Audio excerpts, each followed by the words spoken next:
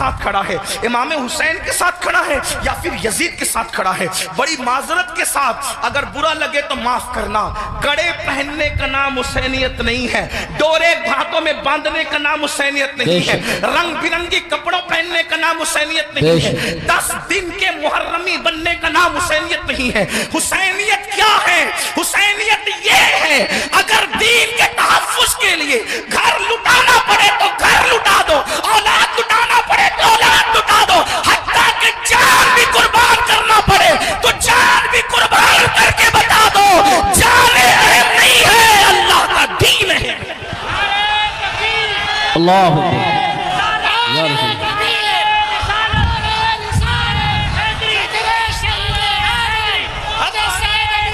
بڑی معذرت کے ساتھ کچھ لوگوں نے حسینیت کو بہت سستا کر دیا۔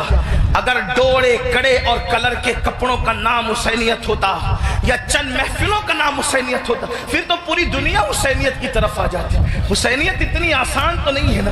اس دور میں بھی 22,000 کا لشکر الگ کھڑا ہے اور 72 نفوس الگ کھڑے ہیں، اس سے پتا چلا حسینیت آسان نہیں ہے۔ اب اپنے آپ میں ڈوب کر سوچو قیامت کے دن اللہ اکبر کس کے ساتھ اٹھو گے؟ میری قوم کے وہ جوانوں جو اپنی راتوں کو گندی فلموں کے ساتھ جو ہے وہ اللہ اکبر جہنم کے عذاب کو قبول کرتے ہوئے خدا کے چیلنج سے نہ ڈرتے ہوئے نرم نرم گدوں پہ لیٹ کر اگر زنا کے مناظر دیکھ رہے ہو تو میں یہاں علماء موجود ہے ایک بات عرض کروں کہ یزید بھی تو کہیں پھر ایسا کام کرنے والوں سے اس معاملے میں 2 قدم پیچھے نظر آ رہا ہے، اور میری قوم کے وہ جوان جو اپنے آپ کو حسینی کہہ رہے ہیں وہ اس معاملے کے اندر اس معاملے میں کہہ رہا ہے، کیا وہ یزید سے 2 قدم آگے نظر نہیں آتے؟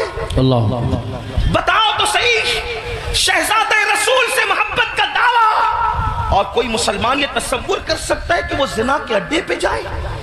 وہ زنا جس کے بارے میں اللہ کے رسول صلی اللہ علیہ وآلہ وسلم غیب داں نبی نے فرمایا کہ قیامت کے دن زانیوں کو آگ کے کپڑے پہنائے جائیں گے، آگ کا کرتا پہنایا جائے گا، اور ان کی شرمگاہوں پر جہنم کی آگ بھڑکائی جائے گی۔ پھر اس کے بعد دوسری چیز شراب کو لینے، نشہ کو لینے، اللہ اکبر 16 17 سال کے لڑکے آج ہمارے نشہ کی طرف جا رہے ہیں، اور اللہ اکبر نشہ کی طرف جو چیز لے جا رہی ہے مجھے ایسا محسوس ہو رہا ہے کہ حقہ جو ہے وہ انسان کو نشے کی طرف تیزی کے ساتھ لے جا رہا ہے۔ میں حقے پر کوئی حکم تو نہیں لگا رہا ہوں، ویسے کوئی میں مفتی بھی نہیں ہوں کہ میں حقے پر کوئی حکم لگاؤں، حکم بیان کرنا میرا کام نہیں، میں ایک چھوٹا سا طالب علم ہوں، اصلاح معاشرہ کی محفل میں صرف دل کا درد لے کر کے آیا ہوں۔ ابتدا حقے سے ہوتی ہے، حقہ تو کوئی حرام نہیں، اس طرح کی لوگ بات کرتے ہیں، پھر دھیرے دھیرے سگریٹ پر آتے ہیں، اور سگریٹ کے اندر پھر کیا کیا لگا کے پیا جاتا ہے مجھ سے زیادہ آپ لوگ جانتے ہیں، اور آپ لوگوں سے ہی ہم تک باتیں پہنچتی ہیں، اور پھر دھیرے دھیرے انسان ایم ڈی کا، نشے کا، اور خدا جانے کس کس چیز کا عادی ہو جاتا ہے۔ آپ سے پوچھتا ہوں یزید بھی نشہ کر رہا ہے، آپ بھی نشہ کر رہے ہیں، اور یزید کے اور آپ کے نشے میں فرق کیا ہے؟ اللہ اکبر شاید یزید نے ایم ڈی وغیرہ کو خواب میں بھی نہیں دیکھا ہوگا۔ اللہ اکبر اندازہ فرمائے کس طرف جا رہے ہو۔ اللہ اکبر امام علی مقام علی جدی والی سلام کے سامنے یہ چیلنجز تھے، آپ اپنی قوم کو جرائم سے بچانا چاہتے تھے، آپ اپنی قوم کو گناہ سے بچانا چاہتے تھے، جانتے ہیں اللہ کے رسول صلی اللہ علیہ وآلہ وسلم نے بستیوں کے اجڑنے اور گھروں کے اجڑنے کے لیے جو بات بیان فرمائی ہے اس کو دل کے کانوں سے سنے۔ اللہ کے غیب داں نبی صلی اللہ علیہ وآلہ وسلم ارشاد فرماتے ہیں راتوں کو کچھ لوگوں کے مکانات خود بخود زمین میں دھس جائیں گے، زمین کے اندر جو ہے زمین بوس ہو جائیں گے۔ آپ کبھی سنتے ہیں نا کہ فلاں بلڈنگ گر گئی، فلاں بلڈنگ زمین میں دفن ہو گئی، میں یہ نہیں کہتا کہ سب اسی وجہ سے ہوتی ہے، لیکن اللہ کے حبیب غیب داں نبی صلی اللہ علیہ وآلہ وسلم گھروں کے اجڑنے کے، گھروں کے زمین بوس ہونے کے اسباب کیا بیان کرتے ہیں۔ لوگ کہتے ہیں ہمارے گھروں پر یہ چل رہا ہے وہ چل رہا ہے، میں نے کہا جو چلا رہے ہیں ہم ان کے بھی ساتھ نہیں ہیں، لیکن اپنا کرتوت بھی تو دیکھو۔ قرآن کہتا ہے وما اصابکم من مصیبت فبما کسبت ایدیکم، کہ تم پر جو بھی مصیبت آتی ہے وہ تمہارے کیے دھرا ہے، وہ تمہارے برے اعمال کا نتیجہ ہے۔ اللہ اکبر کیا ہوا؟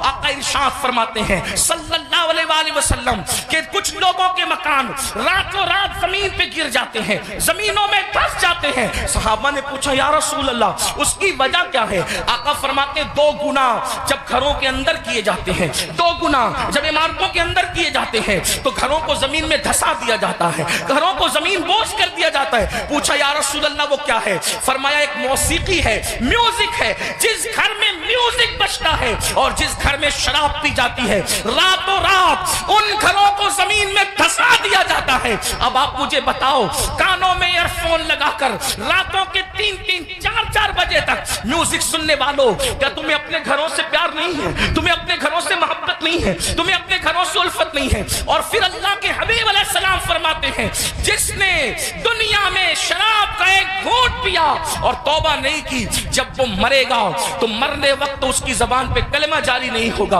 वो कलमे से महरूम रहेगा। और यहां तक के हजरत मालिकुद्दीनार फरमाते हैं, मैंने कई नशा करने वालों को कुफ्र पर मरते देखा है। अल्लाह अकबर। हजरत उमर इब्न अब्दुल अजीज कहते हैं, मैंने कई नशा करने वालों को कुफ्र पर काफिर होकर मरते देखा है। अल्लाह के बंदो जरा गौर तो करो। फिर तीसरी चीज लेते हैं नमाज के हवाले से। 95% लोग नमाज नहीं पढ़ते हमारे माशरे का, और लोग आसानी से कह देते हैं मौलाना हमें टाइम नहीं मिलता।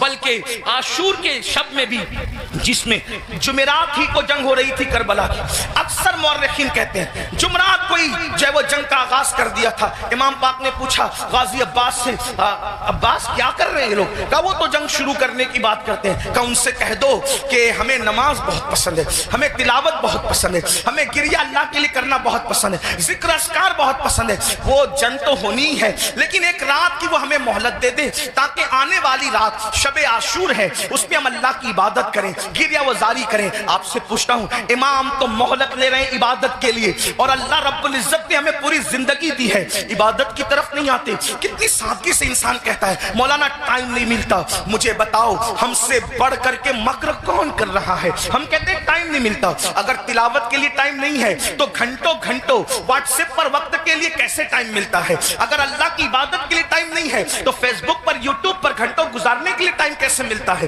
दोस्तों के साथ गपशप करने के लिए टाइम कैसे मिलता है? याद रखिए अल्लाह के बंदो, कब तक अय्याशियां करते रहोगे? कब तक जराइम करते रहोगे? कब तक खुदा के गजब को चैलेंज करते रहोगे? कब तक अल्लाह के अजाब को दावत देते रहोगे? कब तक खुदा के अजाब से गफलत बरतते रहोगे? याद रखना, अल्लाह ने किसी को बहुत लंबी उम्र हमेशा के लिए नहीं दी है। आखिर मौत है मौत, आखिर मौत है मौत। जब उसने महबूबों को मौत दी है तो फिर मरदूदों का क्या हाल होगा? जब उसने मुकर्रबीन को मौत का मजा चखाया है तो दूर रहने वालों का क्या हाल होगा? याद रखना, जिस दिन रूह का रिश्ता जिस्म से टूट जाएगा, उस दिन सिवाय पछतावे के कुछ हाथ नहीं आएगा। अल्लाह अल्लाह, जब लोगों के दरमियान बैठते हो तो वलियों की तरह बातें करते हो, और जब तन्हाइयों में होते हो तो शैतान का नंगा नाच बन जाते हो। ये मुनाफिकत नहीं है तो और क्या है?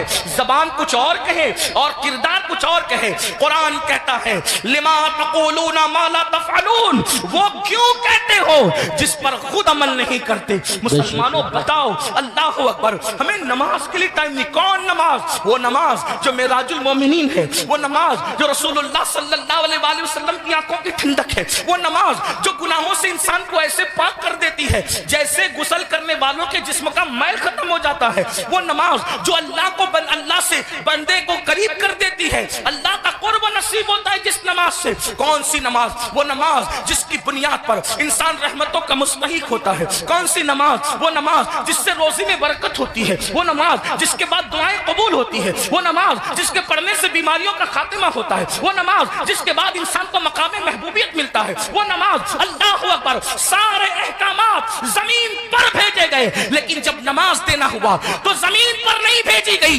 बल्कि मेराज में लामका पे बुलाकर महबूब को दे के बताया गया। सारे अहकामात अपनी जगह है, लेकिन नमाज का मामला अपनी जगह है। इसीलिए बुजुर्गों ने फरमाया, अल्लाह के रसूल अलैहिस्सलाम फरमाते हैं कि सबसे पहले क़यामत में नमाज के बारे में पूछा जाएगा। अगर नमाज का मामला आपका क्लियर हुआ तो सारे मामला क्लियर कर दिए जाएंगे, और अगर नमाज के मामले में अटक गए, नमाज के मामले में फंस गए, तो फिर इंसान बच ना सकेगा।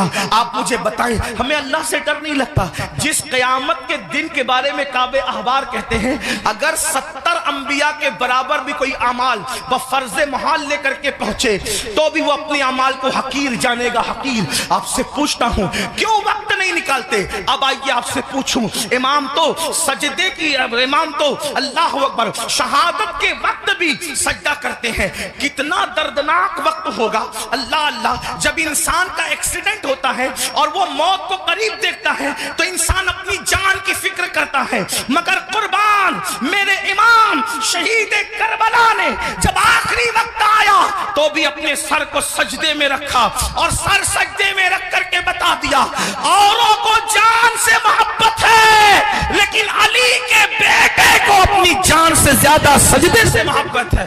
آپ بتائیں تو صحیح۔ اور اسی نماز سے ہم دور ہیں، عاشور میں بھی نماز دور کرتے، عاشور میں بھی نماز سے دور رہتے ہیں۔ آئیے اب اس اپنی گفتگو کو اینڈ کی طرف لے جاتے ہوئے آپ سے پوچھوں، اگر قیامت کے دن، توجہ کرنا ان جملوں پر، اگر قیامت کے دن فہرست بنی زانیوں کی کہ زانی ایک ساتھ کھڑے رہیں، توجہ آپ، زانیوں کی فہرست بنی کہ زانی ایک ساتھ کھڑے رہیں گے، تو جس گروپ میں یزید ہوگا اسی گروپ میں زنا کرنے والے بھی تو ہوں گے نا۔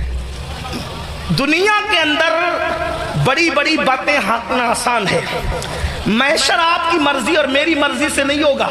محشر کو محشر کہتے اس لیے ہیں کہ وہاں بڑے بڑے مقربین بھی نفسی نفسی کہیں گے۔